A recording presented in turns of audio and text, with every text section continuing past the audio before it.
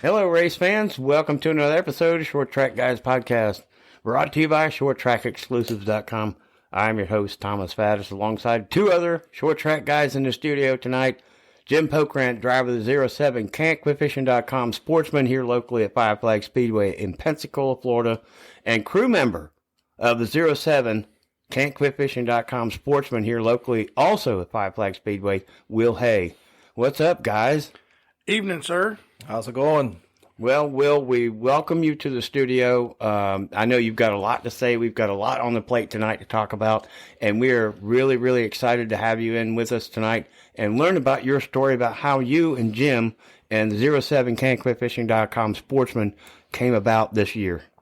Well, I appreciate you inviting me on. How me and Jim got started back in June of 2016, Captain Jeff Coos of the Blue Angels number 6 passed away tragically. And Jim changed his paint scheme on his car. And for at least one race that I know was no longer the 07, he was the number 6. Well, the first race he ran that paint scheme, I was out there in the stands watching. And he ended up finishing third after leading the majority of the race. I went down into the pits after the race, and as Jim was getting out the car, I hollered over to him. I was like, "Man, my name is Will. I'm a fan for life. What you did, changing your car and dedicating this to this gentleman and the Blue Angels, was awesome. Jim's a true patriot, and like I said, I was a fan for life." We talked for a few minutes. He invited me to come down into the pits and just to see what goes on. I had never been down in the pits for a race before, and it was a real honor to be invited down there and to meet this guy. After that event, where did you originally meet him to go back into the pits the following event? He friended me on Facebook, and then we started talking, and he's like, "Dude, I'd really like to be a member of the crew." I'm like, "Come your ass out because I need some help." And he's been a big help ever since, man. Even when he had shoulder surgery, this man was at Five Flag Speedway in the middle of the summer, sweating his face off, helping us. Last year when we finished second in points, we had to pull the transmission. He was down in the dirt and the mud because it'd been raining. We had to waller in the mud to get the transmission out. Will was right there with us. So he's been a blessing and a big help to my team, and I'm glad to have him. Well, Will, how long have you been to Five Flag Speedway and watched the racing out there? Man, I started going out there, I think, when I was 5 years old with my daddy. We'd sit up in the stands around the first turn in that family section. And I remember falling asleep on them wooden bleachers during the races. And then I just kept going. Always been a huge racing fan. There ain't nothing better than the smell of that racing fuel and the burning rubber. Right. Was there an event up leading to that you had always remembered that made you want to keep going out there? Yeah, and it's kind of a tragic story, actually. It's the night that Eddie Craig Sr. went off of turn 1 before they put the wall up. Yeah. I was sitting with his son, Eddie Craig Jr., and as soon as his daddy went off the track, I've never seen a young man run so fast. Junior took off, and I think he was the first one out to the car, beating the crew and the safety folks and the ambulance. But seeing something like that, I knew Eddie from going to church with him, and seeing somebody do something that was so dangerous, but he kept doing it, it was amazing to me. And that incident, I'm sad to say, is what got me hooked on going out there. I was there that night. I remember them taking him out of the car with a piece of fence post stuck in his head and his helmet. And it was superficial, but they didn't know. And so I remember them getting him out of the car and having that.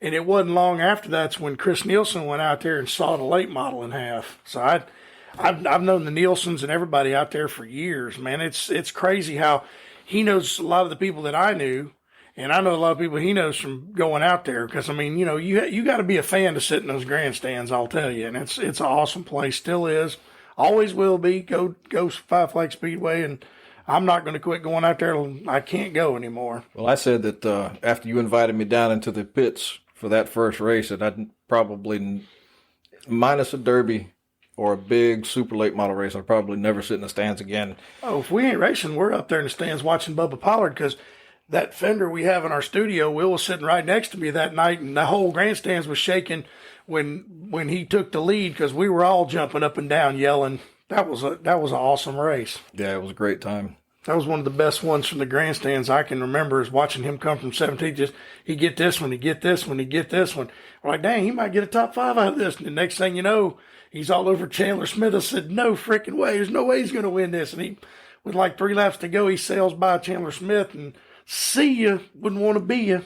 In the 6 years that I've been going into the pits with you, that's the first race that I've sat in the stands for. Yeah, it's been a while. We try to do that some, for like when they have the double header, the night we race, we'll be in the pits, and then the next night we'll be up in the stands. Well, we can't do that this year because I think the pure stocks are running on opposite nights, so we'll probably be down there helping Ben Cranford. We got a pit crew from my buddy Ben who's at the shop right now welding on my race car and going to be there tomorrow night and probably Friday night through the ice storm. We're going to be working on the race car, so... Well, Will, I've got a couple of questions for you. When you first got started down in the pits with Jim after your introduction, what were the instructions for you as far as going and getting involved with the team? Well, the very first time I was down in the pits, he got ready to go out for qualifying, and he said, when it comes to race time, I'll give you a headset, keep your mouth shut, and listen. If we're under caution, you can say something, but other than that, keep your mouth shut. Yeah, and how was that received? Well, I knew that Jim was in that mode of getting ready to get out there on the racetrack, and I know he's got to concentrate. So, that's what he was telling me. Right, and so your responsibilities were really just kind of a learning experience, getting down there, getting the headset on, and listening to what was going on. So, in preparation, really knowing a little bit more about just coming from the stands into the pits, because you're getting really involved, right? Yeah, listening to how Frank talks to him over the radio, listen to Martin tell him the things that are going on, ask him what's going on with the car, that type of thing. It's a view that I have never seen or heard. Well, have you felt like getting in the car one day? Going to spend a couple more seasons with Jim? I already know he's probably out after next year. He's going to run part-time and everything, but maybe the roles can be reversed here in a little bit. Oh, man, I'd love nothing than to get in one of those cars and go around that track, but, that's not in the front of my mind. Well, we got that other Monte Carlo out back with a roll cage, so, it just take after my new car. My game plan was not to build a new car. My game plan was to put that car together, make it a backup sportsman, and we find a motor and a transmission, put Will in it, let him have some fun, or make it a pure stock. We haven't really gone through that yet. Great car, still straight frame. We just got to put it together. And that's kind of my game plan. When my new car's done and raced, we're going to push that car inside and start putting it together. Yeah, well, obviously, you guys have put a really good core together. Had a great season. Will's been in the team, and like everybody else, with Martin Beck and Frank Utzi, they've all been a really crucial key into your success this year. And you finally got the jacket, you got the hardware, you got the championship, and you've been etched in the history as Firepike Speedway in a Sportsman Series as a champion. And we can continue to congratulate you, but I'm going to do it one more time now that Will's in here. And congratulations to Will and everything you've learned. What's next is to be told, but we're happy to have you in the studio, and it's been enjoyable. And we're going to kind of move on to some other things that we've done in previous episodes with the Chili Bowl Nationals. We've gone over the Tulsa Shootout and the Expo, that 500,000 square foot facility out in Tulsa, Oklahoma, which was really, Sweet to me, place. The prelude to the Chili Bowl Nationals, which is a big Rico Abreu, Christopher Bell, Kyle Larson. I mean, they just seem to be the only winners in the last 5 or 7 years. But we had a little different outcome this year. Tanner Thorson. Tanner Thorson comes away in the Saturday night feature, 55 laps, and gets it done and bites off with Christopher Bell. And, man, I'm telling you, man, they threw some dust up in that place. But Tanner Thorson comes away with the Golden Driller. I will tell you what, too, you got to consider, like Chase Elliott flipped out. He didn't make it. Destroyed his car, brung his bell a little bit. And some of these guys, man, he raced. I mean, you're talking about the Chili Bowl champions, the guys that kick butt. And this guy is unheard of, comes in and gets the job done against some of the biggest midget racers in the country. And you know how many of those guys that have won that race and moved on to like NASCAR or IndyCar or higher up. And you bet there's somebody's looking at this kid already. Tanner Thorson is a name that has been around. You can go to the dirt, super late models with Tim McCready and Brandon Overton and Brandon Shepard and Tyler Erb and all these guys. Tanner Thorson, he finished, he stopped back with a Virock.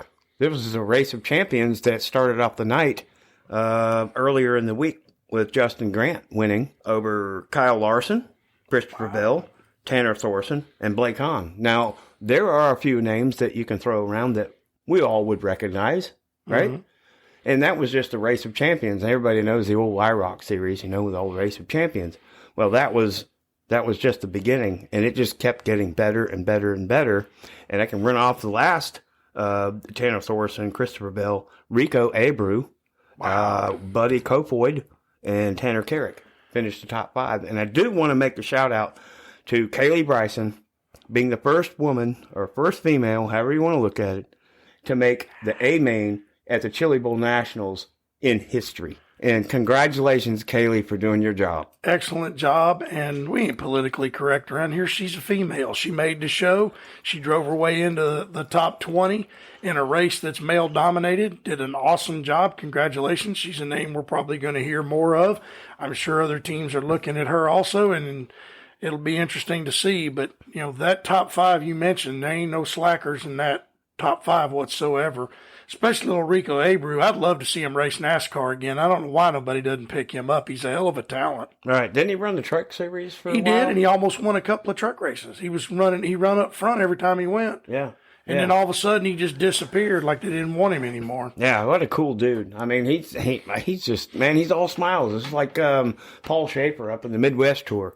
Every time he gets out of the car, whether he's last or he's crashed or he's first, it's all smiles. And, we've labeled him really Paul all smiles Schaefer, but Rico Abreu is just like that same way when he gets out of the truck or the sprint car. Did you see when he won the Chili Bowl a few years ago when he got that midget up on the back tires and was doing donuts with the front tires off the ground? I do remember seeing that. Super cool. But, I mean, he's so little, and I don't know why a NASCAR team wouldn't pick him up, because NASCAR weighs the cars without the driver. So you put his little behind in there, like was an advantage that Mark Martin had. Right. You'd run a lighter race car. Why wouldn't you want a guy that can wheel a race car as good as him? I would put him in a NASCAR race car in a heartbeat. Yeah. Or a late model or something. I mean, geez. Yeah, and some of those notables there with that finale on Saturday night. Ricky Stenhouse finishes 9th. Thomas Meserol, which is another big name in that sprint car midget series, finishes 10th. And congratulations to Kaylee Bryson. I mean, that's just so cool to me. Yeah, it is. And I think females are good coming up in the sport. And, there's nothing wrong with that. I just get tired of the money being the reason they're there. If they've got talent, bring them. I want to see them race. I want to see talent. I don't want to see money. Yeah, it makes you wonder, if she had the good equipment, what she could accomplish. If she was able to do what she did in what she had. Right. Well, I agree. In that particular type of racing, there's only like 3 or 4 car builders, and the majority of the guys that win in those are race for those guys. I'm sure she had a good car, but I mean, it's her first time there, and that's a tough little race to make. I mean, you ask C. Bell and all them what it takes to make the show. She not only made the show, she finished in the top 20 and ran good. She made the A main. And she went the entire distance. She didn't park it or anything. So that's kudos to her and her team. Yeah, I texted you earlier a day before the finals. I think it was Thursday or Friday. And we talked about Sammy Swindell starting in the Q main. Yeah. We talk about the alphabet soup. And there's so many. I think there was like over almost 390 drivers in that field going from the first of the week to Saturday night's feature. And they started with the Q main, or even further back than that. But I think Sammy made it up to the I main and had some issues and got disqualified for some sort of an issue. I'm not real clear about what happened, but I mean, Sammy Swindell, Kevin Swindell, and the Swindell Speed Lab, they've got Gavin Bichelle and all these guys. They've even had Christopher Bell in their car. So, and for her to come all the way up there and make the A main as the first female ever to win, to make the A main in the Chili Bowl, it's just historic to me. It is, and that's pretty cool. It's, it's the first woman winning the Snowball Derby, or the first woman qualifying for a NASCAR race. It's pretty cool. It's something new and exciting, and we look forward to her doing more of it. Yeah, and we're going to keep up more with that dirt track racing. I think this season coming up in 2022, we're going to try to focus a little bit more on the dirt side with the sprint cars, the midgets, and especially the dirt late models. The Lucas Oil Dirt Late Model Series is kicking off here in a couple of weeks.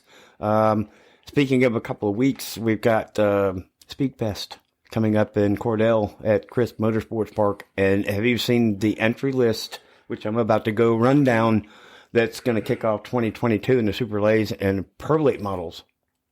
It's also a Southern Super Series race. That's the first race of the Southern Super Series this year. So our boy Bubba's going to be there. And it's Bubba Pollard, Cody Coughlin, Eric Jones, Stephen Dorr, Carson Hocevar, Josh Berry, Jesse Dutilli, Jake Garcia, Stephen Nassy, Michael Atwell, and Michael House. I mean, that's just a few. And those are kind of a mixed super and pro late model entries, but it's still early. It's a couple of weeks, but it kicks off 2022 as far as I'm concerned. Well, Jake Garcia is the defending Blizzard Series and Southern Super Series champion last year.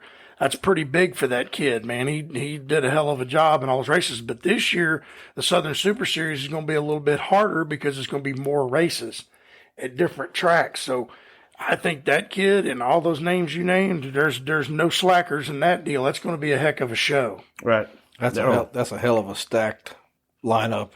Well, you know who we're pulling for?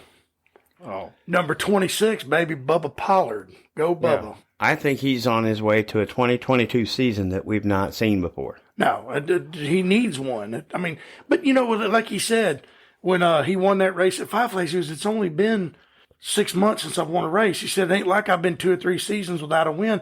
I've had a lot of stuff going on. But he won one. Then he goes down and wins the Red Eye in New Smyrna. The man still got it. He just had some issues. Yeah, and I really think Bubba's just kind of reset himself, coming from Seneca, and then take that break and then got with Van Dorn's for the Derby and didn't really have a finish that he was expecting. Not only him and the team, but everybody else around that knows Bubba Pollard. And then he rejoins himself where his roots were with Port City Race Cars and does have a win under his belt last year, but I think it's just a reset and getting his ducks in a row. And I think you're going to see a big year for Bubba Pollard. Well, he ran good at the Snowball. I mean, he was in the top 5 the majority of the race. He slid back there towards the end, but, man, he finished in the top 10, drove the car on the trailer in one piece, didn't tear it up. And he's going to be coming back with a vengeance because that man has something special at Five Flag Speedway. He's just got it figured out, and it's going to be interesting. And we hope to look forward to him having a great season. It's a thing of beauty watching him wheel around Five Flags. I tell you, it's something magical. Well, he's the only guy that I've watched late models that don't bolt on tires every time he goes out for practice. He runs the same set. They make 5 laps. He comes in, make an adjustment. He's fast at the end of the race. It's 100 laps. You're on one set of tires. So you can get out there and Chandler Smith did the night he won and just bonsai and take off. But when it come down to the restart at the end, he got his butt handed to him. So, we love Bubba. That's all we can say. Bubba Pollard. Yeah, and that's going to be here in a couple of weeks, I think. We're into 2022, but a couple of weeks, that just really starts kicking off the season with the Pro Late models, the Super Late models, and, the Street Stocks Modifieds. We're going to go venture a little bit more into the dirt season as we go along in 2022. To end off a note with this episode 35, I think we're going to do a little bit something different, something new, actually, and different. That we haven't done before. It is a Did You Know segment, and there are a few things that I've written down that some of the race fans out there and our listeners may or may not know, but we're going to start off with the Did You Know in the early history with the car racing that began, when they got with the gas fueled which is an internal combustion engine, was invented in the 1880s, if you can imagine that. And this is from a history information site that I got. Was the first organized competition was a reliability test in 1894 from Paris to Rouen, France, which is about 50 miles, and was won with an average speed of 10.2 miles per hour. Wow. Took them a while to get there, didn't it? Most people could walk faster than that. Yeah, I think you probably ride a bicycle and got there quicker. That's why people didn't think much of the internal combustion engine back then, because you could ride a horse and go faster than that. Why do I want to sit on that bucking thing and have to breathe fumes? And then when it got faster and better, then they liked them. So, well, inventions start when inventions start. And that's basically when it was in the 1880s. And we were talking a really long time ago. So that's pretty interesting to me at 10.2 miles an hour over a 50-mile trek. And that was just reliability. So it's actually a race of testing and durability. So once that was proven, we can go further back or advanced really into Indianapolis, but we're not really advancing too far because everybody's used to the Indy 500 every year. The Memorial Day weekend, you've got the race over in France early in the morning, and then you got the Indy 500, and then you got the Coke 600, all in the same day, which to me is one of my greatest racing days ever, because you can get up in the morning, have your breakfast, watch a race, and then just spend. As the day goes on, you watch more. Yeah, exactly. So it doesn't end until like 10 o'clock at night with champions all over the world. 600 miles at Charlotte Motor Speedway. Well, the Indianapolis Motor Speedway opened as an unpaved track in 1909, but was paved with brick for the first Indy 500 in 1911. And Ray Horan won with an average speed of 74.6 miles an hour. Yep. You imagine the bricklayers that they had to employ to lay that brick as smoothly so you could drive a car in there without bouncing around and breaking your legs. That had to have been a tedious task to pave that entire place with bricks. Right, and up until before we got started, I think Will made up something that he had read earlier, that up until a certain point that there were original bricks up until some point that that's why they call it the brickyard, because it's 3 yards of brick. But up until a few years, didn't you say that they had replaced those originals to?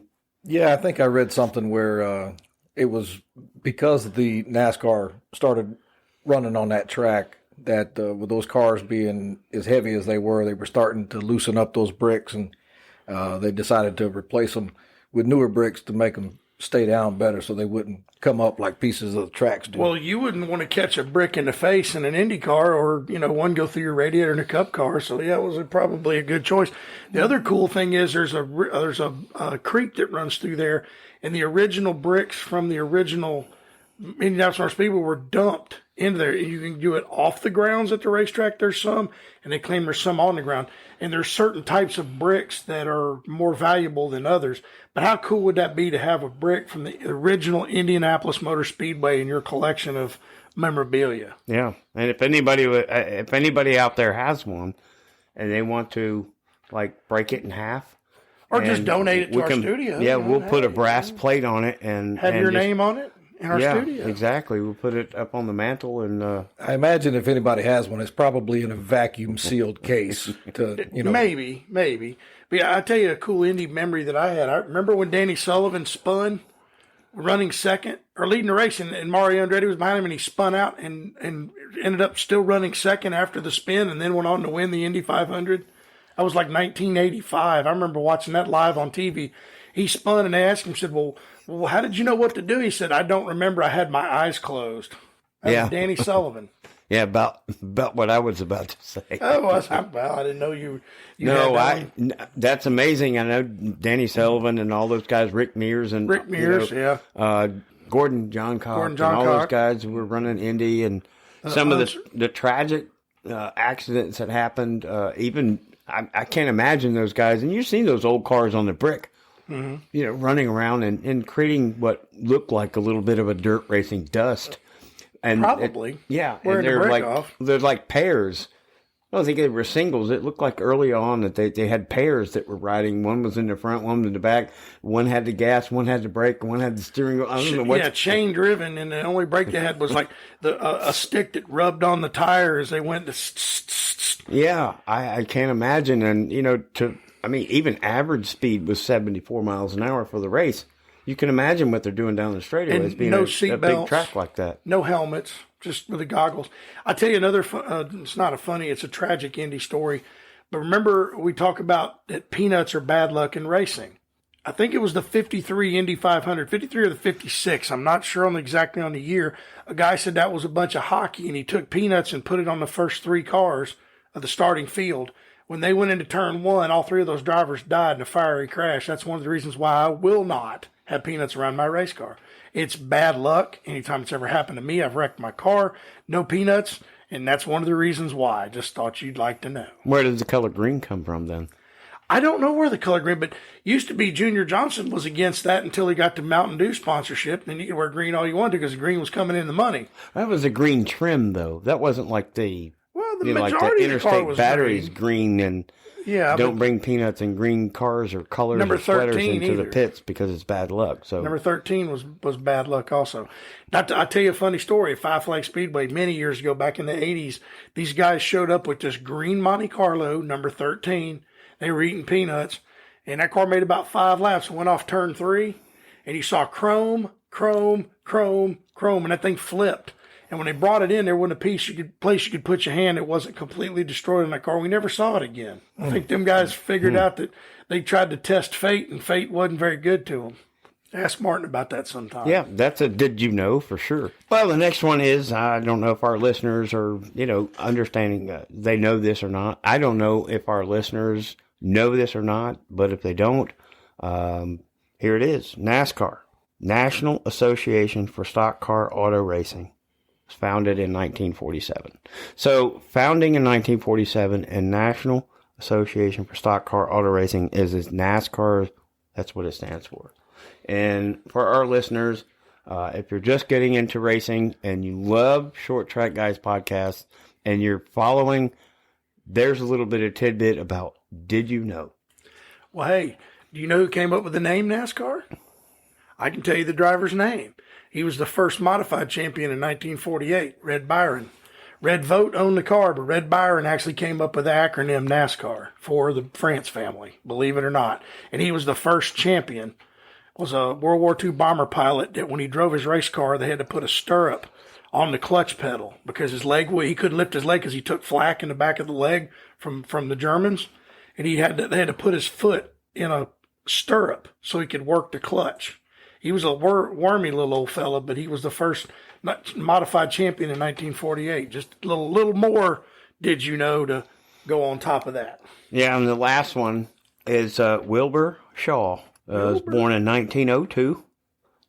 Tragically passed away in a plane crash in 1954. This gentleman won the Indy 500 3 times in 1937, 1939, and 1940, and finished second in 1933, 1935, and 1938. Wow. So Wilbur Shaw is a 6-time top 2 Indy 500 participant. If you can imagine that in the 30s and 40s, pretty incredible to top that off. Yeah, it's pretty cool. Yeah, and then they closed Indian for World War II. They almost didn't reopen that racetrack because they left it open, figured that they could land planes there if they needed to, and it had been grown up. It was rough looking and terrible, and they almost didn't reopen it. And a certain family, I can't remember their name, stepped in and said, "No, we want to bring racing back." So they brought the Indy 500 back. Well, race fans, that's going to wrap up episode 35. And Jim, Will Hay, crew member of the 07 CanQuitFishing.com sportsman at Five Flag Speedway here. It's been a pleasure to have you in the studio. Learning a lot about your story and how you got involved. And, it's all going to be good from here on out. Well, I appreciate y'all having me. I've had a blast. This is amazing. And thank you, Jim, for letting me be a part of the team. Thank you, Thomas, for having me here.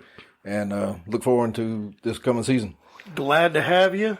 Thanks for all your help, man, because without you, we wouldn't be able to do what I love to do. I've done it by myself for so long, and then I finally got some good help, and I appreciate you. Let's go, Brandon. Y'all have a great night. Thanks for listening. Good night, everybody.